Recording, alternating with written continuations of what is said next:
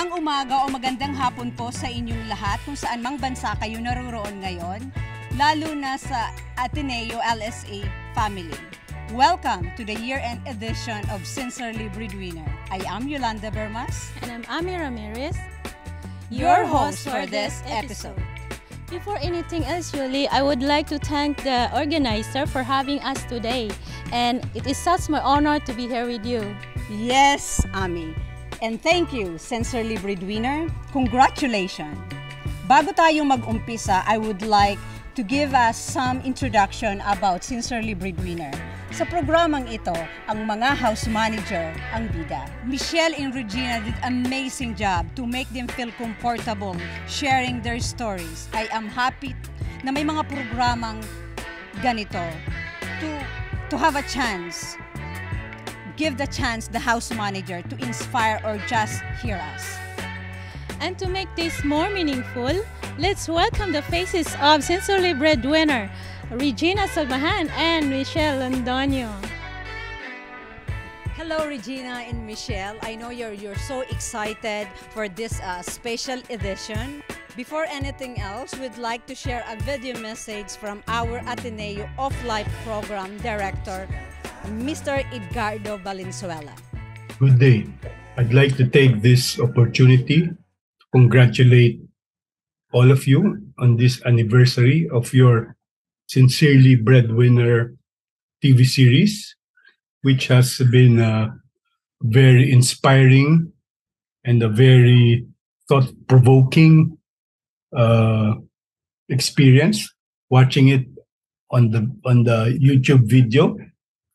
And I would like to say our deep thanks, show our gratitude to all of you for those who have pioneered in this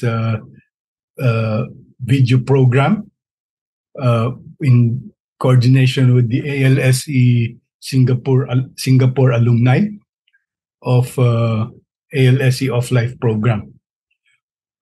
We are very proud that you have been able to bring this program to new heights, if you like, that you've been able to express your dreams, your objectives, your goals, what you'd like to do, and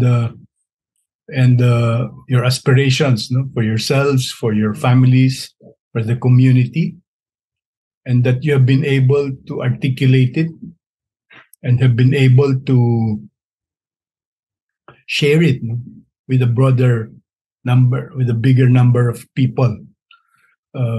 This is very important as you are pioneering examples of what the program can do, what the program can be, and what directions can still be done in this new world of technology and communications online.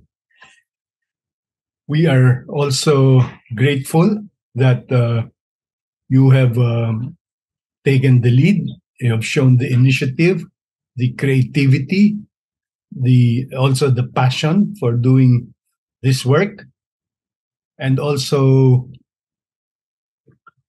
being able to move ahead and volunteer your precious time, your talents, and sometimes even your money, just so to move and push things along.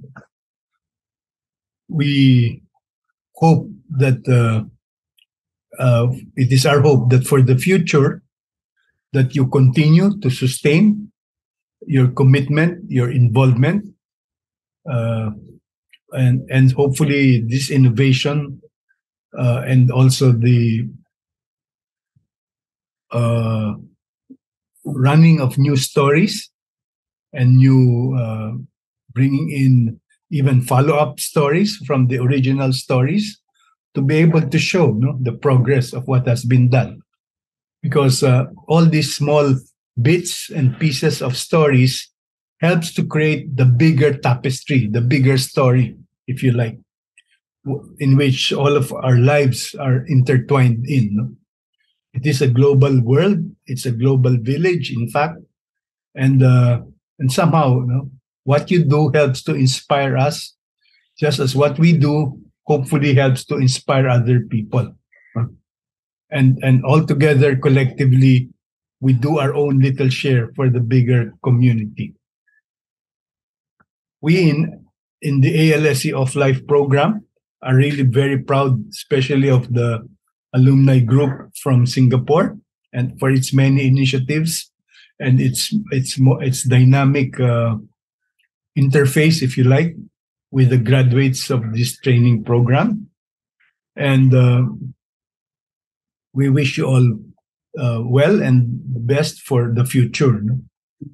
Let's not forget that all this, when we started, when we were undergoing a training program, when we were looking at our values, what is important, is what's inside of us, that we are able to refresh or see what our values are, where we're going and where we want to go.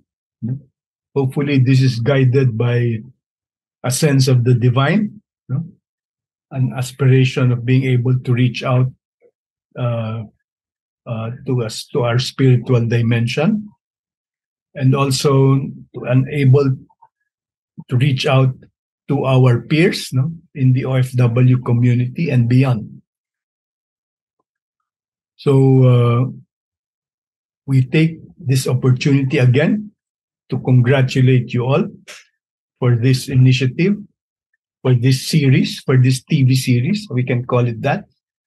And we look forward in being able to continue watching new episodes if should you continue to produce this program into the future, and continue to feature new and other aspirants, if you like, new and fresh stories, and to stimulate everyone's thinking, to stimulate others' sense of creativity and innovation, and also to be able to show, in a way, the outcomes and the potential impact of the work that we do or have done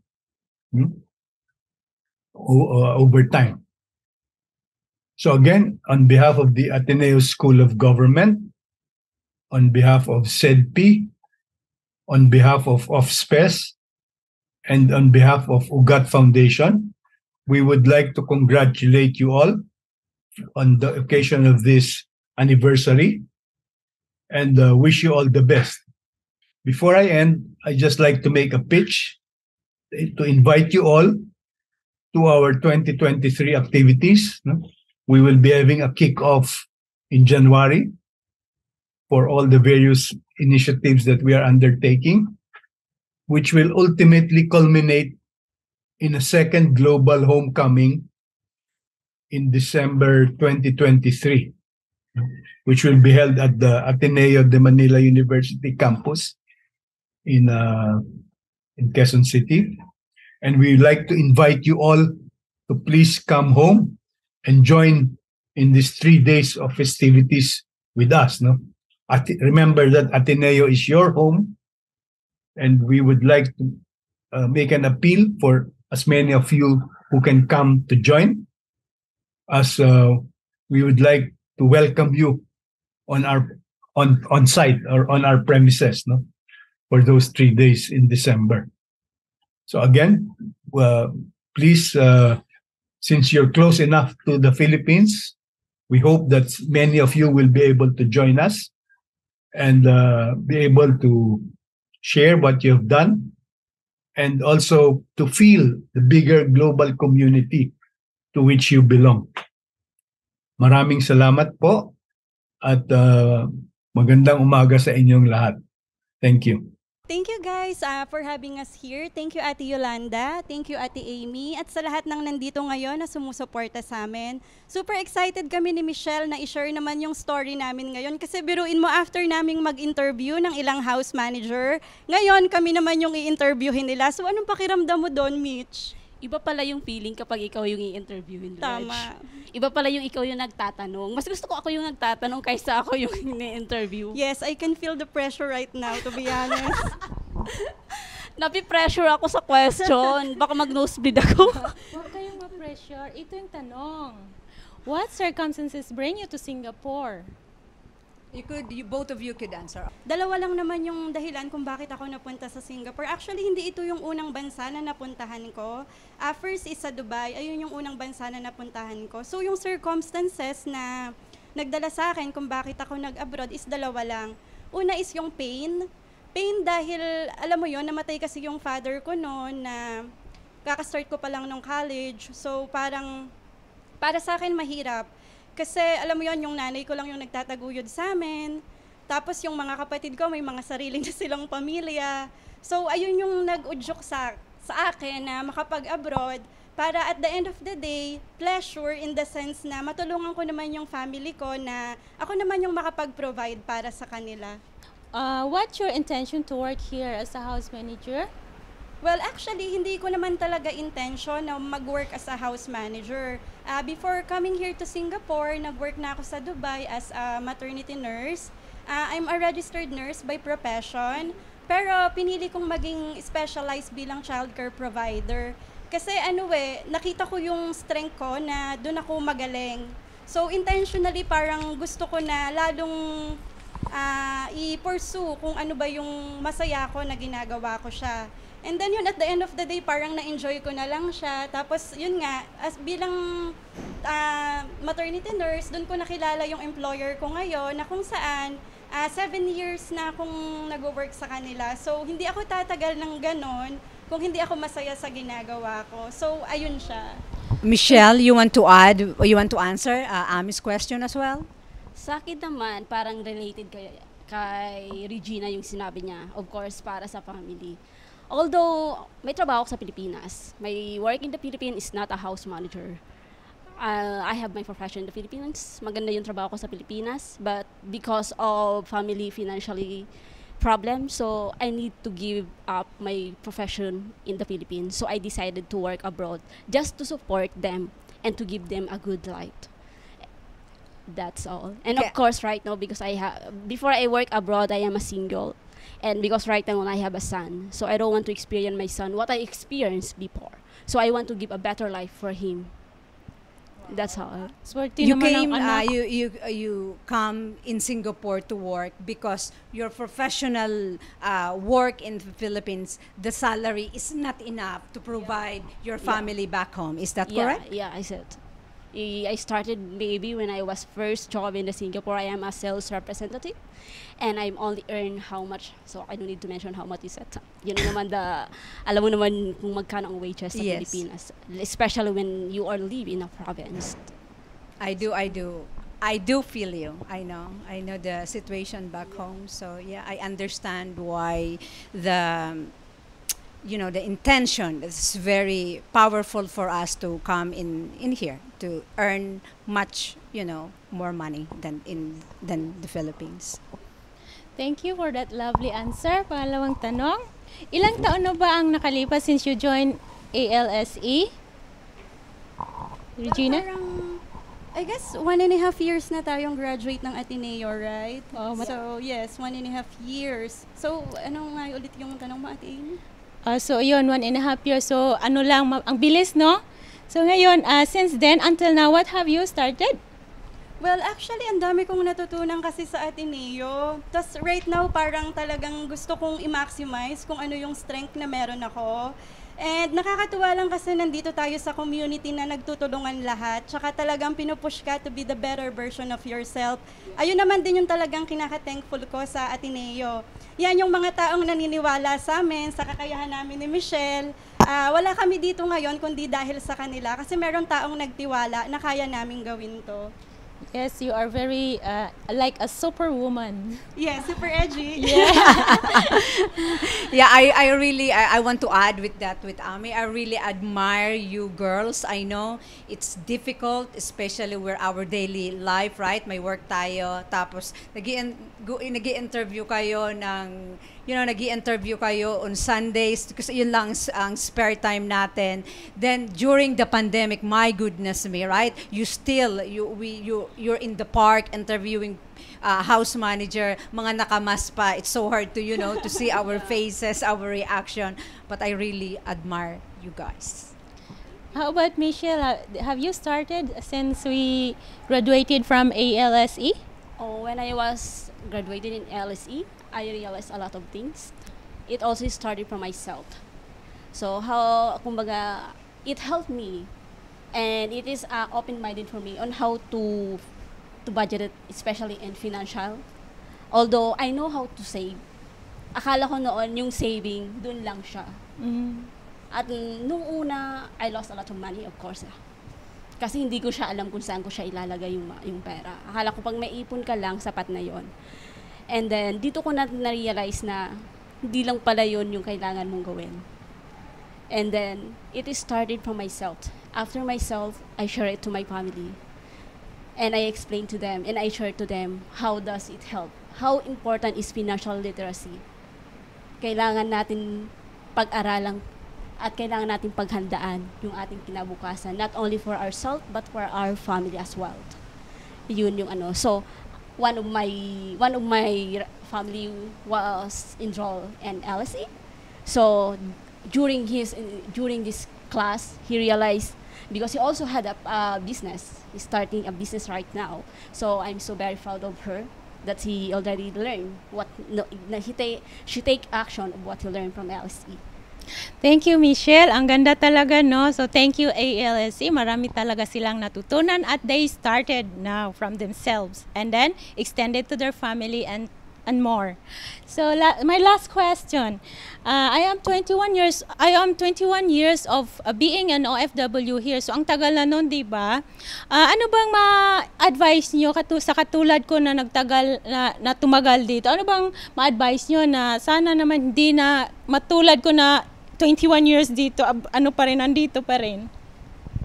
Well, ako kasi para sa akin, Ate Amy, kahit anong advice naman yung ibigay sa atin ng isang tao, at the end of the day, tayo pa din sa sarili natin yung makakapag-desisyon kung gusto mo na talagang umuwi. Kasi let's say, sasabihin mo na, okay, gusto ko nang mag-for good sa Pilipinas. And then, ikaw sa sarili mo, may ginagawa ba akong paraan or may ginagawa ba akong mga step para maging closer ako sa goal ko na makauwi ng Pilipinas? So, nandyan yung information, nandyan yung internet.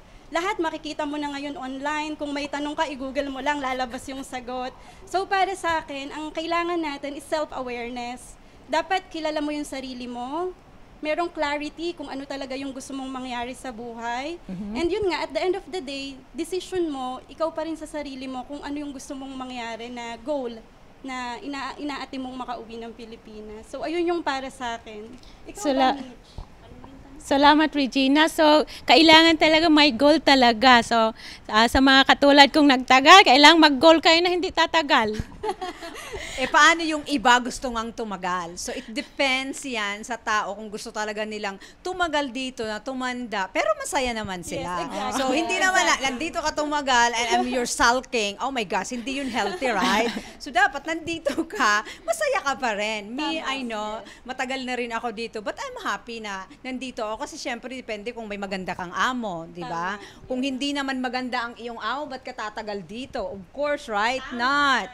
So, sa atin, ang mga lucky, dahil we work hard, kaya tayo tumatagal dito, pero masaya. How about Michelle? You want to add a question na ano ba ang ibang advice mo sa ibang mga house manager or hindi man house manager na wag tumagal sa abroad?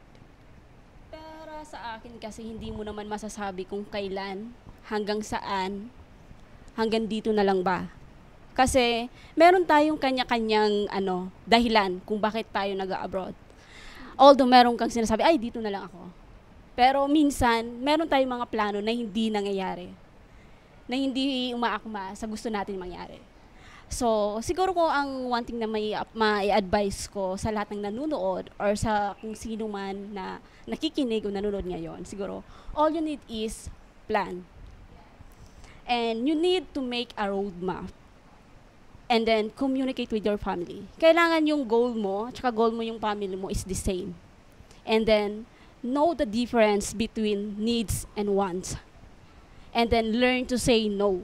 Kasi mostly, di ba sa atin, it's so difficult to us to say no. Especially with our family and relatives. So, kailangan, you need to set a boundary hanggang kailan lang yung pwede mong itulong to your family or friends. You know, Correct. actually, before 3 years I work in Middle East, I seen nothing. I went back in the Philippines so devastated. I lost money. I lost everything. So, kaya yun yung pinaka-importante, na kailangan meron kayong goal.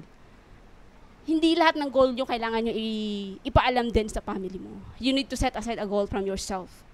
Yun yung pinaka-importante. And saka kailangan nyo laging magdasal to seek guide to Almighty God. Thank you, Michelle, sa ano ba yung heartwarming na message.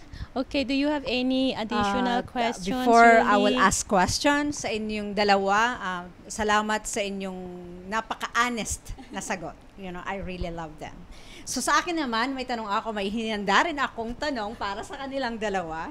Ang tanong ko ay, paano ninyo ma-encourage ang mga house manager to do better while in Singapore? You know, Singapore offers a lot of opportunities, enhance our life while we are here. But it's always up to us to take an action. So paano natin sila mai-encourage na do some courses or, you know, to make our life better in here? Actually, ako, palagi ko naman ding sinasabi na it's a matter of choice. Kasi kahit anong sabihin mo sa kanila, kung hindi sila interesado dun sa bagay na yon, parang nagsayang ka lang ng laway. So, ang sa akin, siguro para mas ma-encourage yung mga kapwa ko house manager na maging better version ng sarili nila is, ipakita sa kanila yung result. Kasi bilang Pilipino, parang, okay, let's say, gusto mong magtayo ng negosyo. Walang nagtitiwala sa'yo agad, diba? Until they saw the result. Nag-succeed ka, kumita ka, nag-earn ka ng money. Doon susuportahan ka na nila. Tapos parang, okay, biglang mako-curious na sila na, ano yung ginawa mo? Paano ka naging successful? Ganyan. So para sa akin, magiging role model ako sa kapwa ko house manager. Ipapakita ko sa kanila na kung gagawa sila ng paraan na mapabuti yung sarili nila, ganito yung resulta na maaaring mangyari. Pwedeng ibang paraan yung gawin nila or ibang pagkakataon or opportunity yung dumating sa kanila. Pero yun nga, at the end of the day, ikaw sa sarili mo, dapat tulungan mo din yung sarili mo para maging maunlad. So, ayun yung take ko doon. Thank you very much. I mean, napakagandang sagot. Thank you. Michelle, may idadagdag ka may sasagot ka sa tanong ko. Sa akin naman, life is a matter of choice. I agree. Yeah. Ano man yung decision mo, nasa iyo pa rin yan. It's difficult to encourage people. Parang ikaw lang yan, sasakay ka sa aeroplano. Halimbawa yung aeroplano, magka-crash siya. Before you help others, you need to empower yourself first. That's very powerful. Yes. Paano mo sila yayayain? Paano mo sila, para sumabay sila sa'yo? You need to involve them. You need to ask them. It doesn't mean this kind of work, it works for me, it will works for you. Still, the choice is there. So, I think naman na I have few people and I'm so thankful for them that they believe in me and they join.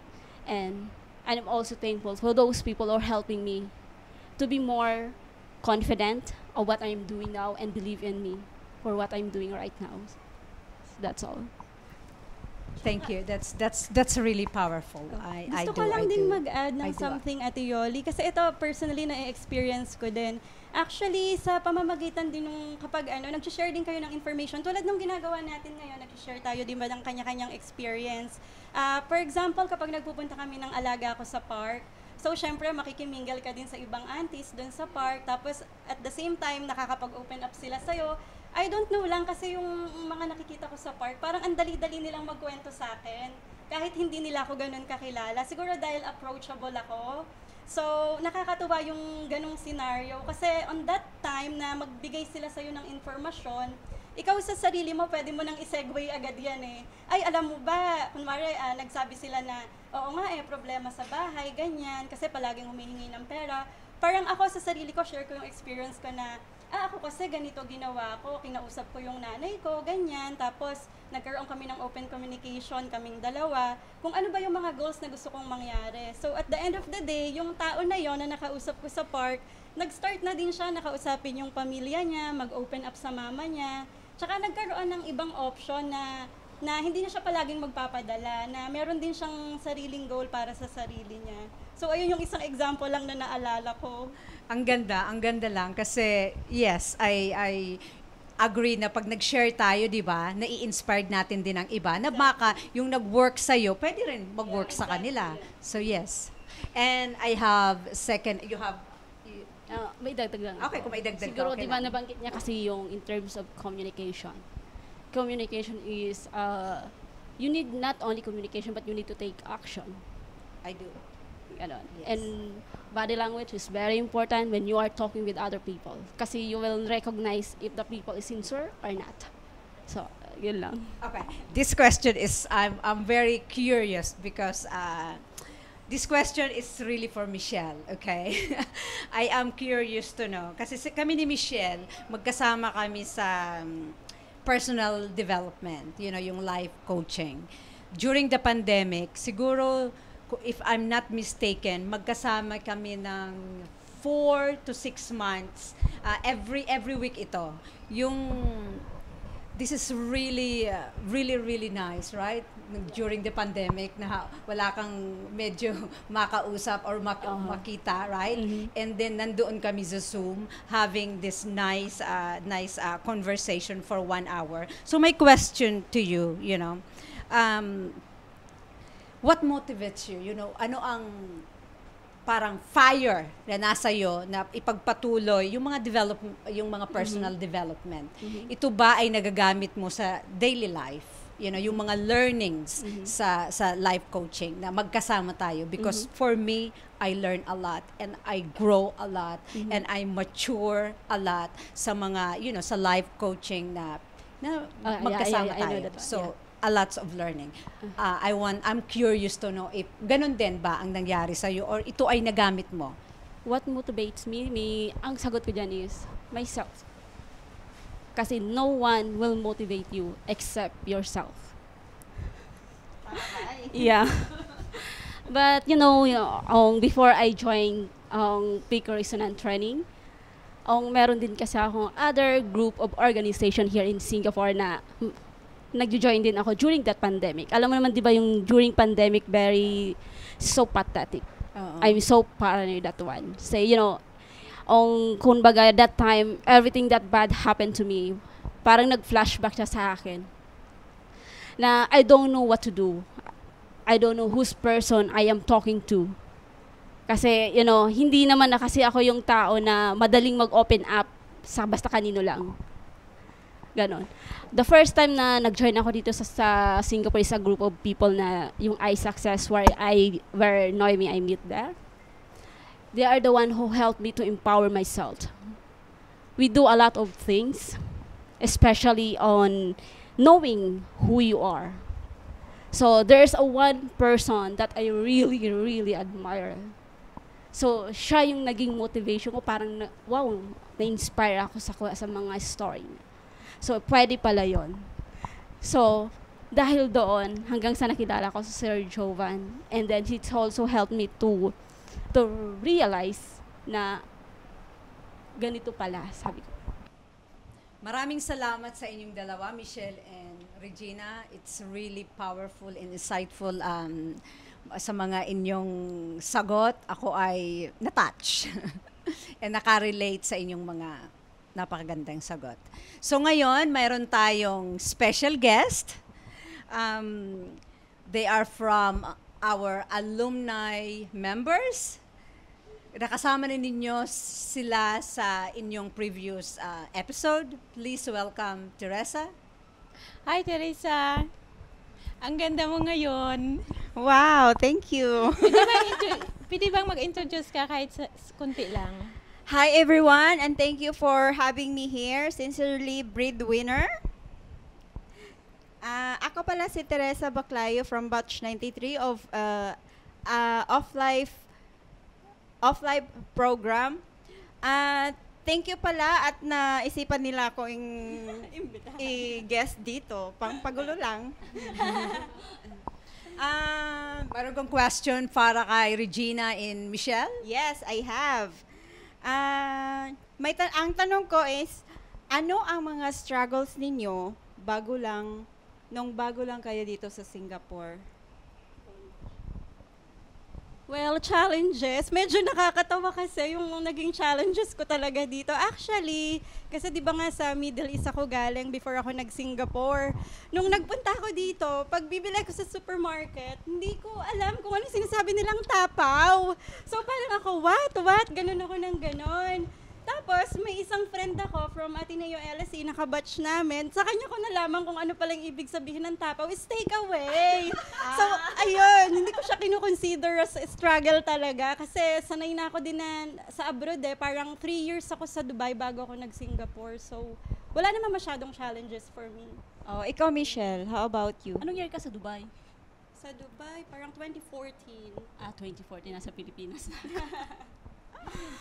Ikaw ba, Mitch? Ikaw, ano yung mga struggles mo nung bago ka pa lang dito?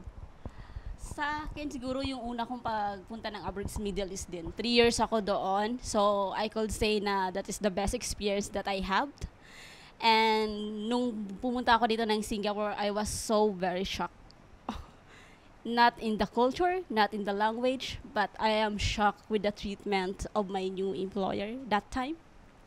That was the most difficult that I experienced here.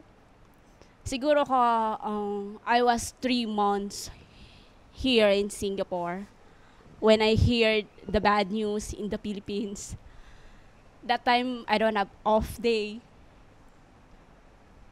I don't have phone. And then no one was there to help me. Gusto mo ng tubig?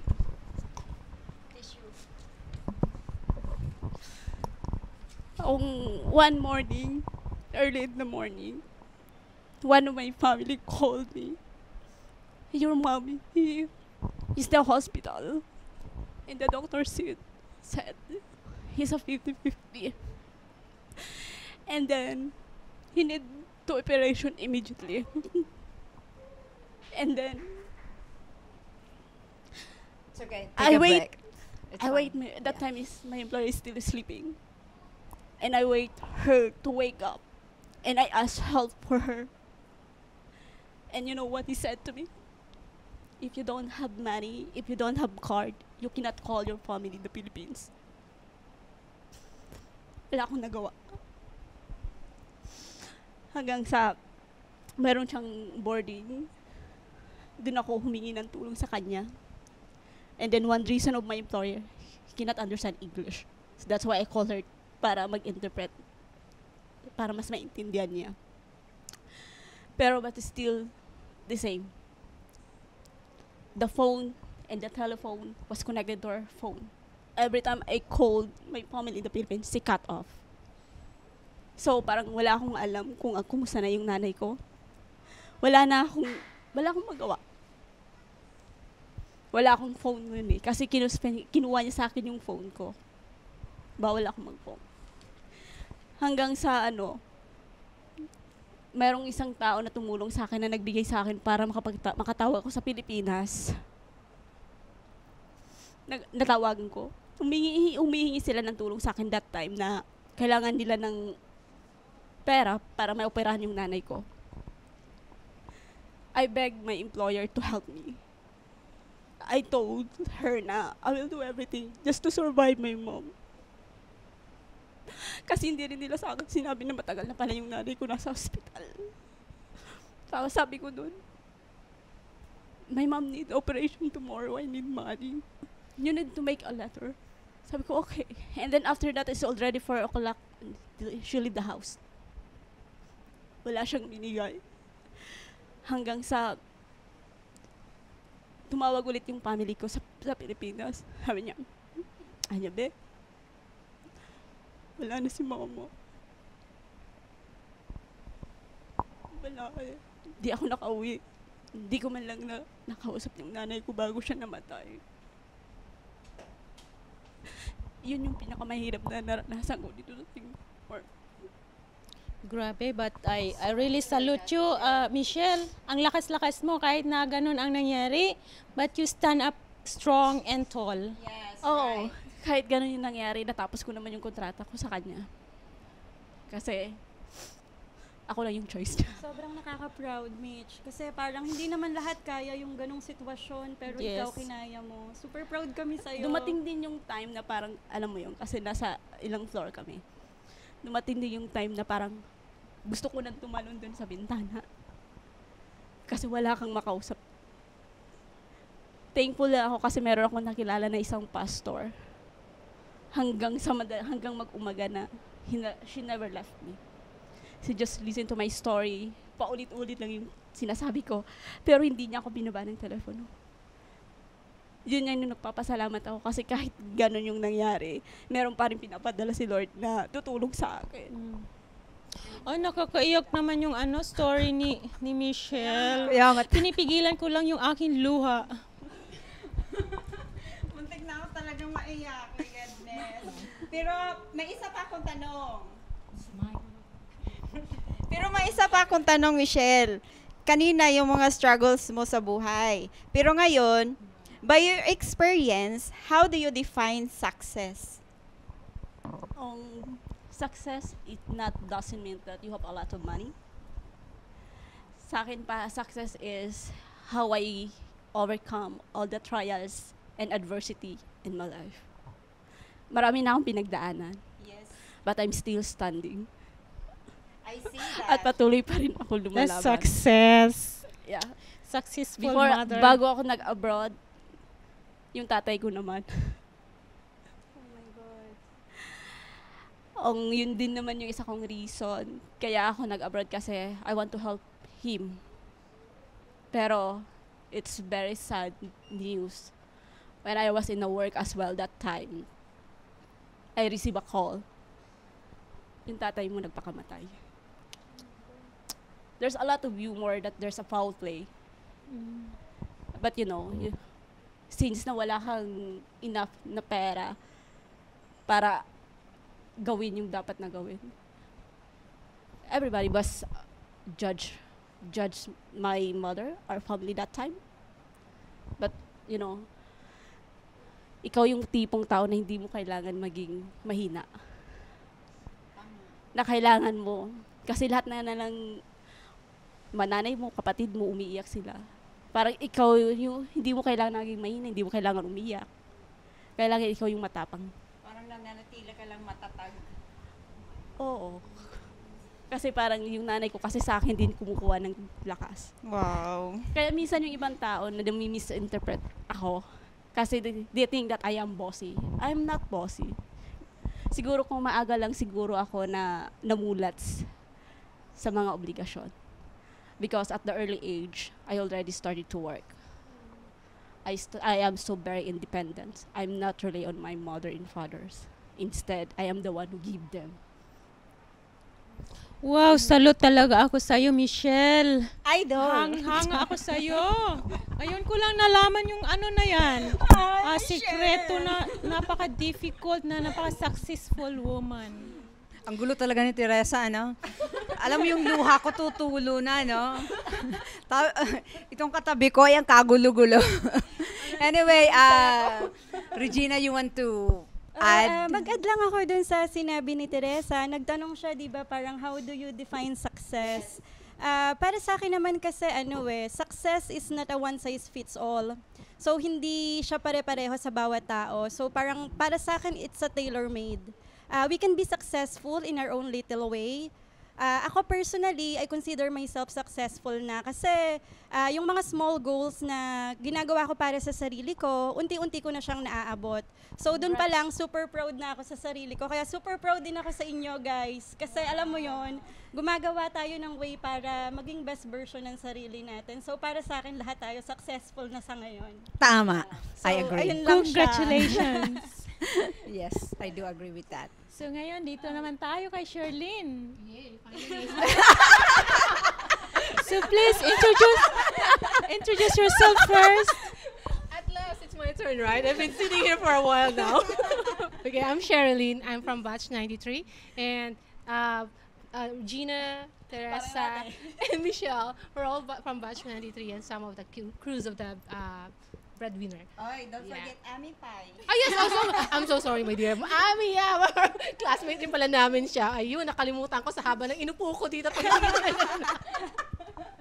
Akala ko hindi na ako magkakaroon ng time. Yun, okay. Alright. Okay, for my question, so I've been hearing a lot of stories about you and all the, memorable or unforgettable, mga sad stories. So may iba naman ako, may lihis naman ako kasi baka mamaya mag-iyakan tayong lahat dito. Okay? So from what you've been telling, you've been working from other countries aside from Singapore. So how long have you been an OFW? You guys, both of you can answer. 8 years na akong OFW. So, including na dun yung sa Dubai, tapos nag-transfer kami dito sa Singapore, but with the same employer, yes. Ganun din, 8 years. 3 years in Abu Dhabi and 5 years dito sa Singapore. Okay, just to follow up questions. You've been 8 years here, both of you. So what is the most unforgettable? This time, can we do to the happiest unforgettable experience, okay? You can answer both of you. Oh, siguro sa akin yung travel. Kasi yung employer ko sa Abu Dhabi, mahilig sila mag-travel. So I travel in a different countries. And ang maganda doon kasi, they let us enjoy the places that we went through. So wherever they go, you go yes. to. And although dito naman sa Singapore, yung first employer, kahit ganun yung ginawa niya sa akin, parang bumawi din siya at the end. Dinala niya ako sa China. And then, tinit niya ako sa Disneyland ng China. That's so good I don't, to hear.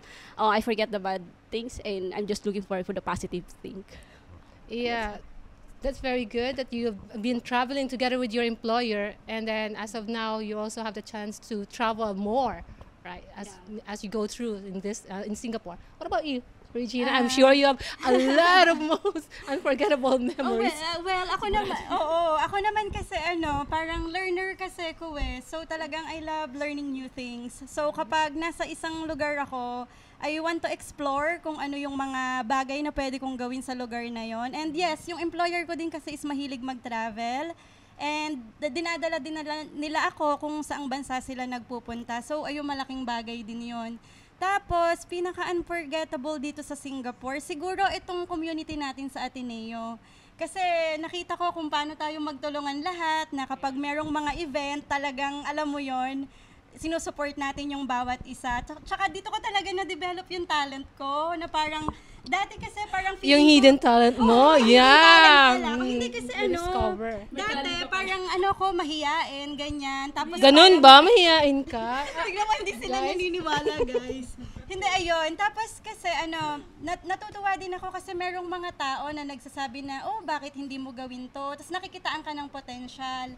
So because of this community natin sa Ateneo, lalo kong na yung mga skills na meron pala ako. So tulad ngayon, meron na akong sariling YouTube channel. Congratulations! Yay! So, please do subscribe. Hindi ko inakala yun, guys, kasi talaga nahihiya ako magsalita sa harap ng camera. Pero yun nga, dahil may nagtitiwala sa'yo, mas napupush ka na kaya ko palang gawin. Yun lang. Yeah, I totally agree with you. The ALSE community will really push you to your limits, if not to the beyond. So, lahat po ng mga estudyante ng ALSE, they experience all the things that we've been experiencing right now. So, yeah, come join us if you have time.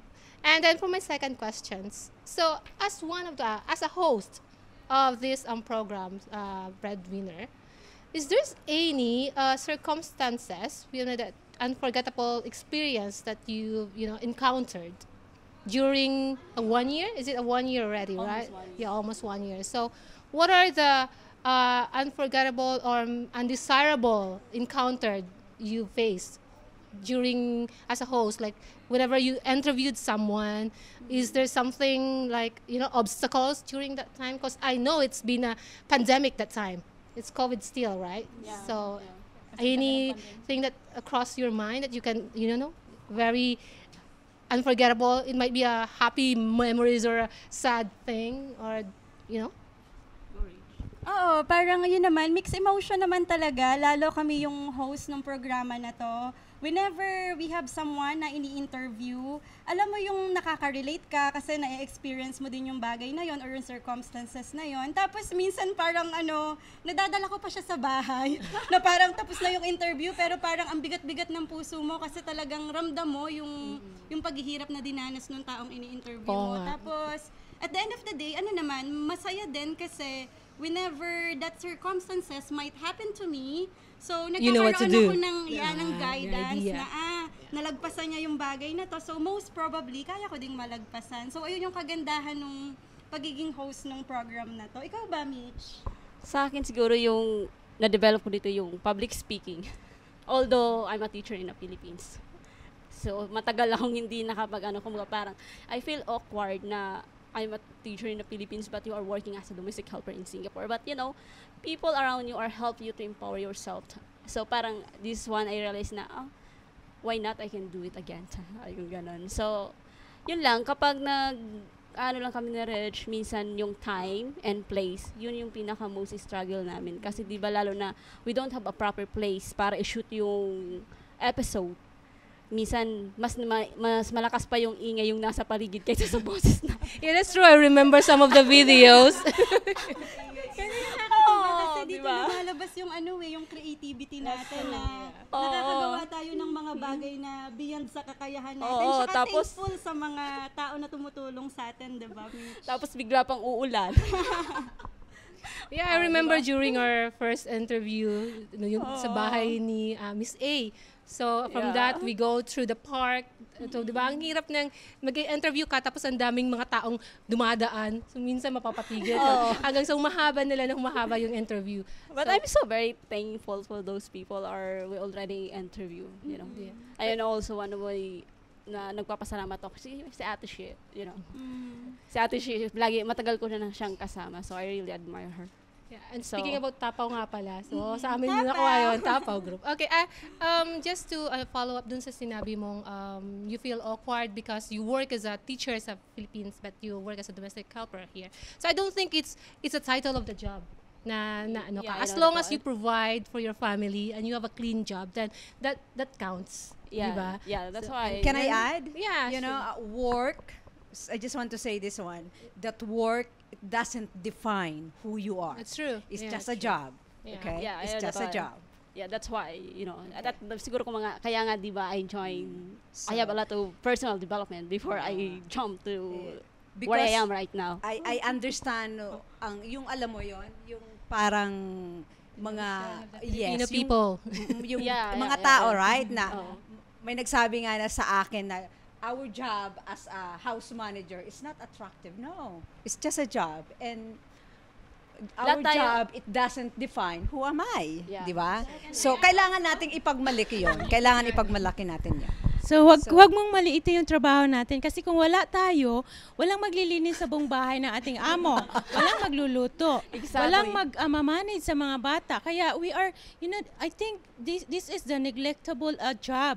Pero, talaga, ito yung pinaka-the best na trabaho kasi we are all around here inside the house. So, we must be proud of being a house manager kasi we are a blessing to the employer we work and also to this country. So, yun lang maano ko sa iyo, Michelle. Thank you guys, for your thank you. wonderful comments and suggestions. Thank you very much sa inyong apat. Thank you very much. I mean, this is our two special guests. Thank you. That's really wonderful to have you here with us. Happy anniversary, Sincerely Breadwinner. Thank you for sharing the beautiful stories of our alumni breadwinners. Sa bawat storya, it conveys yung value ng perseverance, resilience, and yung love natin sa ating family that are truly inspiring and heartwarming. I'd like to congratulate the host of the show, to my fellow batchmates, Reg and to Michelle, for putting their heart into this project and for their efforts and their dedication to put every story across for everyone to hear. Congratulations, guys, on this milestone, and we are here to celebrate with you, and here's to many, many more years to come. Hi, Reggie! Surprise! I hope you are doing well there in Singapore. Nak, I would like to take this opportunity to congratulate you on your YouTube channel reaching 1,000 subscribers. And also, I would like to thank you for everything you have done to us. I love you so much. Hope to see you soon again. And stay healthy. Go, go, go na. I love you. Bye. Koketsu ni irasunba koji o isu. Isa sa mga paborito kong Japanese saying ay ang word na koketsu ni irasunba koji o isu. Or sa English, if you do not enter the tiger's cage, you will not catch the tiger's cub. Sa akin, yung cub or anak ng tigre ay simbolo ng ating mga pangarap. Simbolo ng ating mga pangarap bilang mga overseas Pilipino. At para makuha natin yung pangarap na yun, kinakailangan nating harapin yung tigre, yung challenges ng ating buhay. Kailangan nating pumasok doon sa hawlan ng tigre, sa kuweba ng tigre, para makuha natin, maabot natin yung ating mga pangarap. At tayong mga overseas Pilipino, tayong mga house manager ay pumasok, lumabas sa bansa, nag-represent para abutin yung pangarap ngayon, yung paghuli ng ating Tiger's Cup o yung simbolo ng mga pangarap natin. At kaya matatawag na tayo ay mga overseas Filipino warrior kasi lakas loob tayo na pumasok at harapin yung tigre, yung fear, yung takot natin, yung mga challenges. Hindi natin alam yung culture, yung pagkain, ano pa man, hinarap natin yun para lang makuha natin yung ating mga pangarap, para mahuli natin yung anak ng tigre na simbolo nating mga pangarap.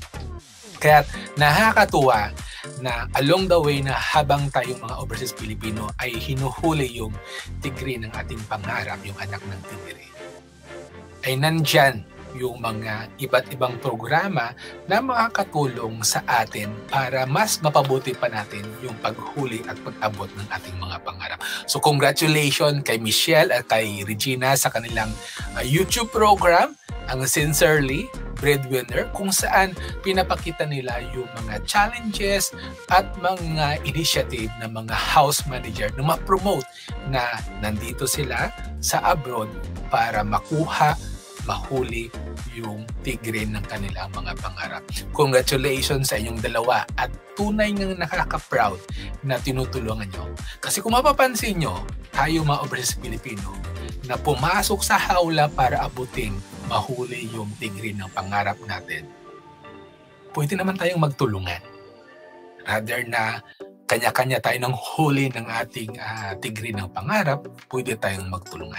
At ang programa kagaya ng Sincerely Breadwinner nila Regina at ni Michelle ay malaking bagay para magkaroon tayo ng network na magtulungan tayo para sabay-sabay tayong aahon, sabay-sabay tayong huhuli sa tigre ng ating pangarap. Koketsu ni irasun ba? Koji o isu. Pumasok ka na sa loob ng hawla, magtulungan tayo na maabot yung pangarap ng bawat isa. Hi Michelle, Regina, and the viewers. I'd like to take this time para i-congratulate si Michelle and si Regina and ALSE for your first anniversary sa Sincerely Breadwinner. Congratulations! Woo! And especially si Michelle and Regina, they have been my coachee and I got to know them very well. So hindi lang meron sila parang puso to really help other people. They are also very serious and committed sa kanilang very own personal development. And as they grow, they also help other people grow as well. And so for sure, whatever they are sharing as Sincerely Breadwinner will definitely be of value. So again, congratulations and bye! Hi, hello everyone. ALSE TV Singapore, Sincerely Breadwinner. By this show, this is where alumni, students, OFWs share their story behind their success. dito mo makikita, naririnig yung iba't ibang kwento ng buhay. Yung mga pinagdadaanan abroad, tapos habang nagkukwento sila, talagang mafe-feel mo yung hardship at sacrifice. They really work hard for it to give their families a better living. Sabi nga sa quote, success is no accident. It is hard work, perseverance, learning, studying, sacrifice, and most of all, love of what you are doing or learning to do. And to the ALSE TV Singapore, congratulations on your show, especially your year-end special episode. May this show bless and continue to inspire our kababayan. Thank you. To Regina and Michelle, congratulations to show your sincerely breadwinner. Ako'y nagpapasalamat dahil isa ako sa napili na ma-interview nyo upang magbigay inspirasyon sa kapwa nating house manager. Hope na inspire ko kayong lahat at gawin niyo yung inspirasyon ang kwento ng buhay ko. Maraming salamat po. I just want to say congratulations to Mitch and Reg for accomplishing this much sa isa sa ating mga sinusubaybayang program sa ating ALSE TV Singapore. This would not have been possible without your hard work, and I hope that as we get inspired with the stories that you are producing, you yourself while on the ground will be more inspired, to talk to our community, to share their stories, to reach out to them even without the camera rolling. And I hope that this program will start something that is transformative, not only in your lives but in the lives of our community members. So congratulations, and looking forward to more inspiring and life-transforming stories in 2023. This is our second set of guests. So ngayon, pwede bang introduce mo a little bit, Gloria? Good afternoon, everyone. I'm Gloria Basmayor, and I'm glad to be here with these beautiful ladies and amazing ladies. Thank you for inviting me here on the show. So I have the question for you, Reg and Michelle. What is the most common problem you heard from all OFW, and why? In your opinion, what advice you can tell them? Okay, simula dun sa mga na-interviews namin, actually, ang pinaka-common na problem ng mga house manager is yung utang. Ang daming house manager na merong malaking utang. Bakit? Kasi hindi sila nagsasabi ng no sa family nila. Parang dahil sila yung nasa abroad, sila yung sumasalo nung lahat nung problema sa pamilya nila. So, whenever kailangan ng pera, padala sila ng padala. Tapos, hindi nila alam na nag-accumulate na pala yung debt. So, ayun yung isang difficult scenario na naranasan nila. Yes, totoo talaga yan. Kasi lahat, na-experience ko rin yan. Kahit na yung mga kaibigan ko. Pero hindi dito sa sa labas. So, talaga, yung utang talaga ang the number one problem sa community na ito. How about you want to add something, Michelle? Siguro ko sa akin is, aside from financial, there's a lot of problem also we can encounter our fellow house manager. I just base it on my experience. Not only about on yung environment ng work natin. I stay in agency. I already went to MOM. I faced it's so difficult if you are there. But the question is, are you prepared? Ano ba ang gagawin mo kapag nandun ka na sa lugar na yun? Kasi not all OFW or house manager had a courage para i-voice out kung ano yung rights nila. You know, there's a lot of manager are still abused by their employer. Not only here in Singapore, but also in other countries, especially in Saudi Arabia. Meron palang bago na namatay na kapwa nating OFW through maltreatment. And then one thing is, hopefully that Senator Rafi will be implement that in the Senate na i-allowed yung mga house manager to ask them yung record naman ng mga employer to track. Yes. If there are how many house manager they have. You know. And then once I hear their story, parang sabi ko na, sana ako na lang yung nasa posisyon nila. Kasi meron akong na-encounter na sobra siyang nanginginig.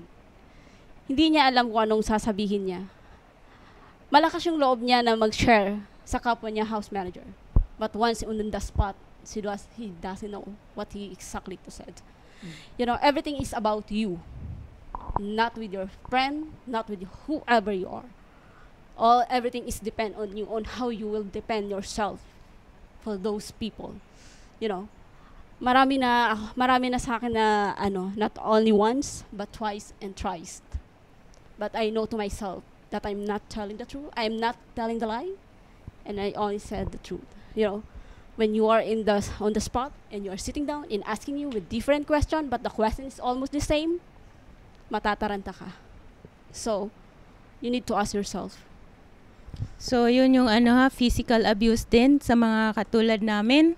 So, kailangan lang talaga ng courage para ma-solve yun. At saka, backup ng government ng Philippines na sa ngayon ay they're working for us. So, salamat sa... Yes, and also I want to add, because there's a lot of house manager na once they have a conflict between their employer and themselves, ang una nilang tinatakbuhan is yung friend o kung sino man. You should not ask them for the better advice. You better go for the right person.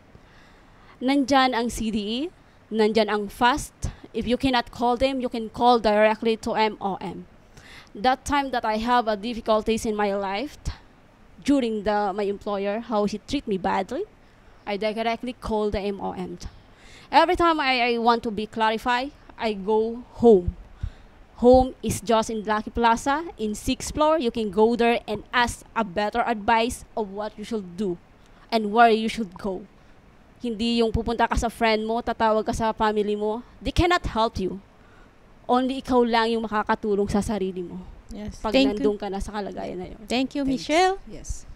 So informative. You have another question, Ate Glo? I have another question for Reg and Michelle. What is the most difficult experience as an OFW or house manager? Sa akin kasi work itself madali lang napaka-easy lang. Kumbaga parang natural na lang siya na pangyayari sa buhay ko. Siguro yung most difficult is yung malayo ako sa family ko. Kasi ako yung type ng tao na touchy-touchy, ganyan. Tapos parang I love spending time with my family. Yung magkaroon kayo ng moments together, mag-share ng memories. Ayun lang talaga yung pinaka-difficult na scenario sa akin sa ngayon. Tapos yun nga, dahil malayo din ako sa asawa ko. Tapos parang gusto ko na rin bumuo ng sarili kong pamilya. Siyempre, hindi mo naman magagawa yun ng mag-isa, diba? So, ayun yung difficult situation na kinakaharap ko ngayon. Pero wala namang masyadong big deal. Sa akin naman siguro, yun din. Kasi malayo ka sa family mo. Yun yung pinaka-mahirap na, hindi lang naman sa akin, pero sa lahat naman tayo sa atin. Yun yung diba, yun naman yung common. Nakaka-relate talaga. No? Thank you very much, Ate Glo, for your question. And thank you, ladies, for wonderful answer. So, mapunta naman tayo dito. Nag-aantay siya at nakangiti lang. Noemi, can you please introduce yourself a little bit? Good afternoon, everyone. Good afternoon, ladies. I'm Noemi Pereira. I'm from Batangas. I'm from batch 100 of ALSE program. So, this is not my first time. I was also interviewed by these two lovely persons. And thank you very much for inviting me again here. So, I have a question. Any of you can answer this. So, my first question is, what motivates you to keep being a volunteer? And how does it feel? Anyone? Okay. Okay, ako muna yung sasagot. Para sa akin kasi volunteerism, minsan parang may connotation na ay walang bayad, ganyan. Parang sayang yung effort kasi hindi naman binabayaran, ganyan. Pero para sa akin kasi ang pinakamaganda sa volunteerism is yung impact na nagagawa mo sa tao sa paligid mo. Ako kasi yung tipo ng tao na personally, kapag merong isang tao, kahit isang tao lang na na-inspire dahil sa akin, masaya na ako noon. Tapos, alam ko na kung meron man akong kahit isang tao na ma-inspire, alam ko yung tao na yun is magre-resonate din sa kanya kung ano yung ginawa ko. And then at the end of the day, siya din sa sarili niya, mai-inspire siya na tumulong or mag-volunteer para naman yung experience naman niya, yung tularan ng kapwa niya, house manager. So ayun lang yung take ko sa volunteerism.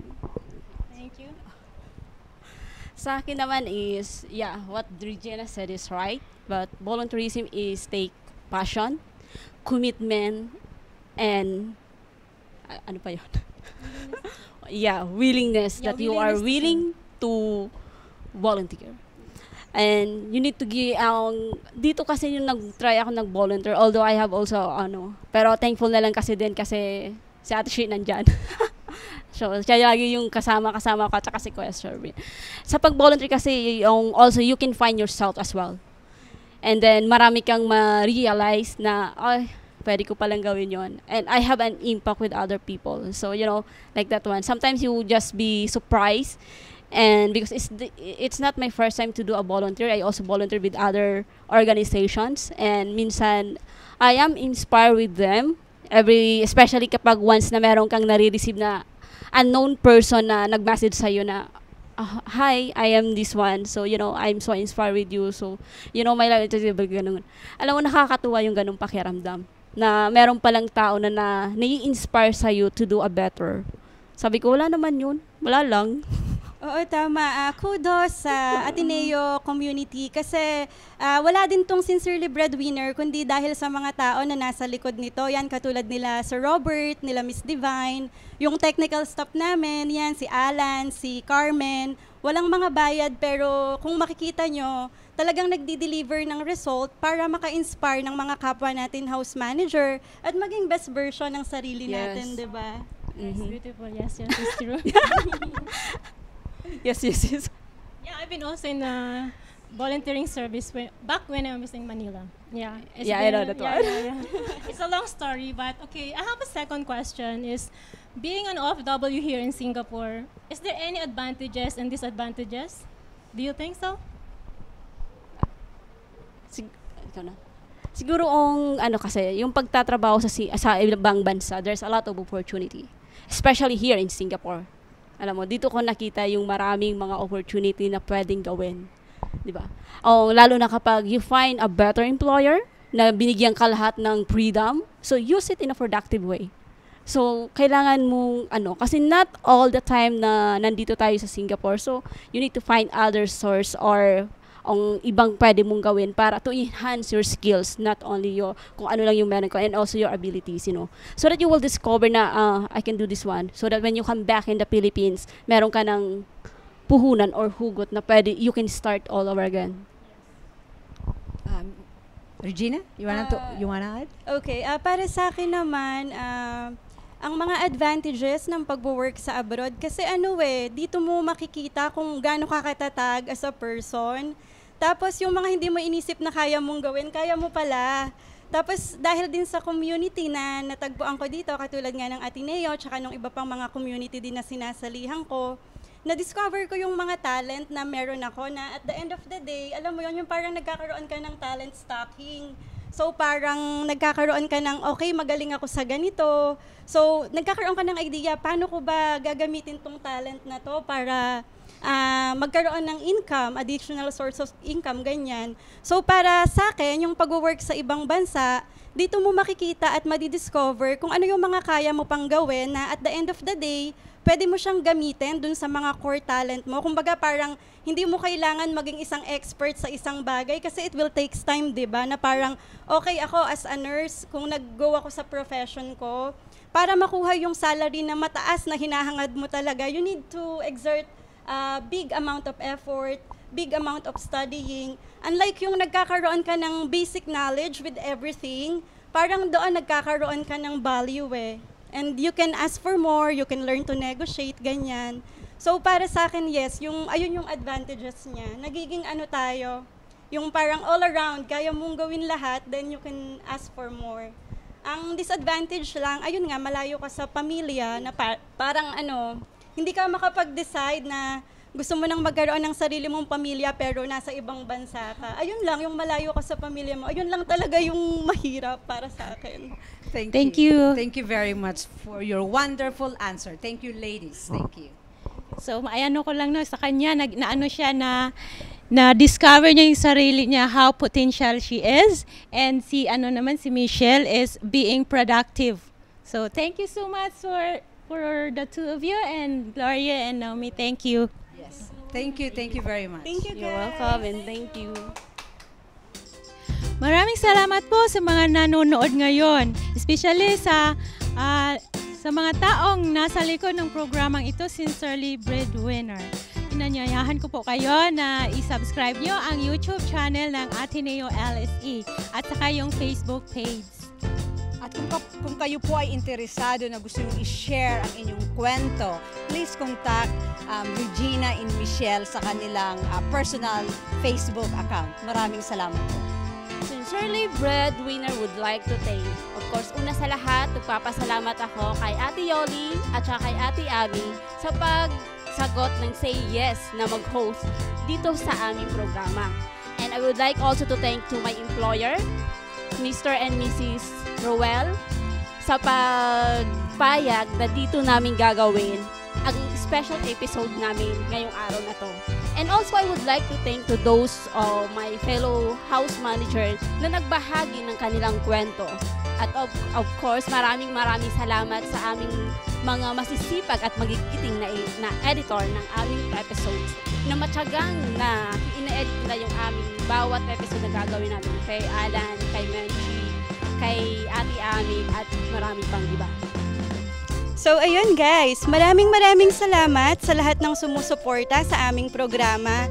Nakakatuwa lang ding isipin na lahat tayo dito sa community ay talagang nakikiisa at talagang binibigay natin yung best natin para makatulong sa mga kapwa natin house manager. So muli, maraming salamat sa pagsuporta sa Sincerely Breadwinner at talaga namang kami ni Michelle ay lalong na-motivate na ipagpatuloy ito.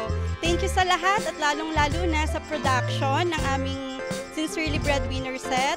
And yes, sana wag kayong magsawang suportahan kami. So that's it, I guess. Thank you!